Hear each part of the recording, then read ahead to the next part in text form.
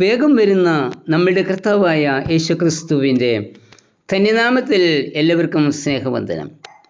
പ്രതിസന്ധികൾ ജീവിതത്തിൽ ഉണ്ടാകുമ്പോൾ എന്താണ് ചെയ്യുന്നത്?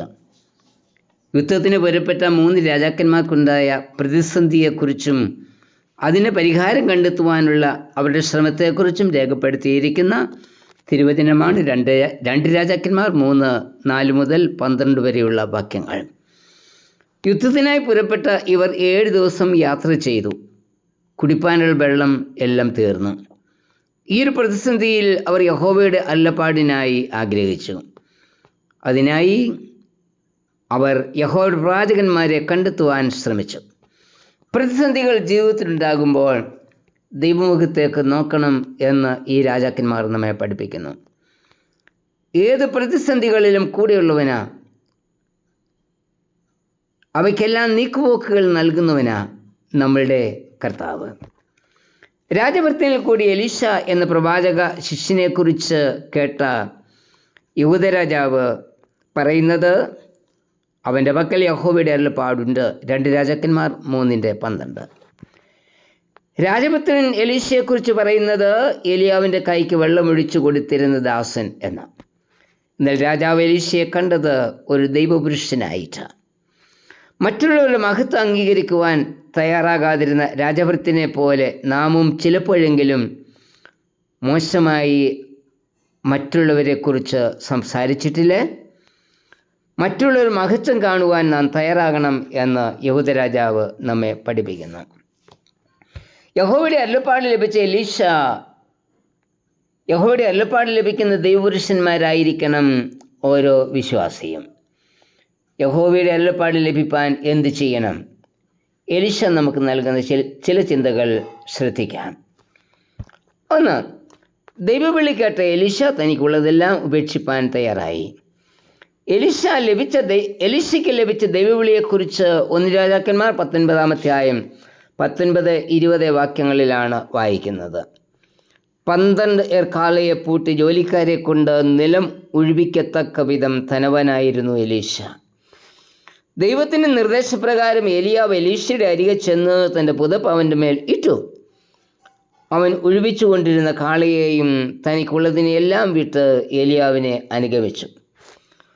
പുതപ്പ് ഇട്ടതിൽ കൂടി ദൈവവിളി മനസ്സിലാക്കിയ എലീശ തനിക്കുള്ളതെല്ലാം ഉപേക്ഷിക്കുവാൻ തയ്യാറായി.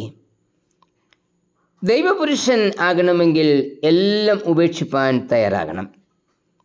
കർത്താവ് പറഞ്ഞത്, തങ്ങളുടേത് എന്ന് പറഞ്ഞ് അഭിമാനിക്കുന്ന എല്ലാത്തെയും വിട്ടുപിരിയുകയും സ്വന്തം ജീവനെ തന്നെ പകയ്ക്കുകയും ചെയ്യുന്നവർക്ക് മാത്രമേ അവൻ്റെ ശിഷ്യനാകുവാൻ കഴിയൂ എന്ന ലൂക്കോസ് 14:26-33 വാക്യങ്ങൾ.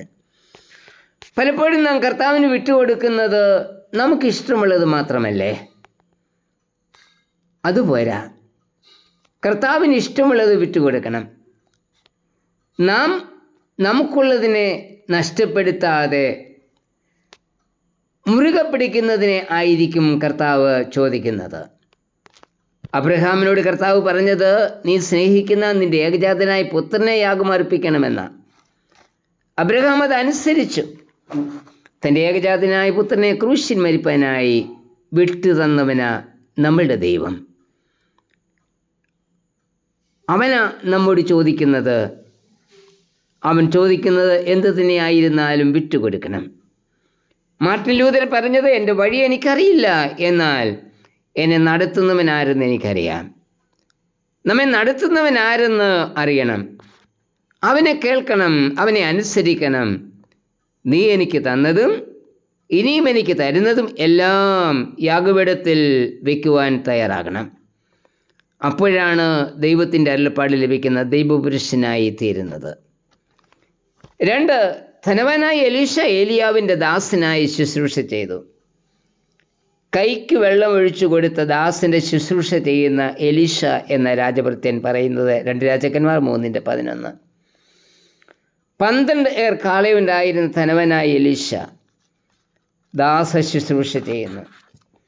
യജമാനായിരിക്കാൻ ആഗ്രഹിക്കുന്നവരെ കർത്താവിന് വേണ്ട, ശുശ്രൂഷ ചെയ്യിപ്പാനല്ല ശുശ്രൂഷിപ്പാനും അനേകർക്ക് വേണ്ടി ജീവൻ നൽകുവാനും വന്നവനാണ് നമ്മളുടെ കർത്താവ്.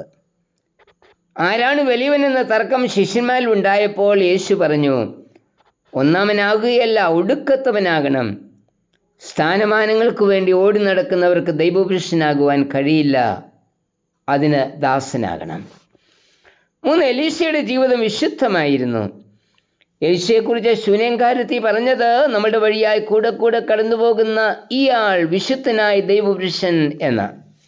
2 രാജാക്കന്മാർ 4:9 വിശുദ്ധനായ മനുഷ്യൻ ദൈവത്തിൻ്റെ കയ്യിലെ ഏറ്റവും വലിയ ആയുധമാണ്.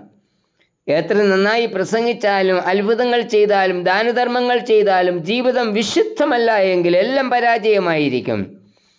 ജീവിക്കുകയും പ്രവർത്തിക്കുകയും ചെയ്യുന്ന സ്ഥാനങ്ങളിൽ എല്ലാം വിശുദ്ധ ജീവിതം നയിപ്പാൻ തയ്യാറാകണം.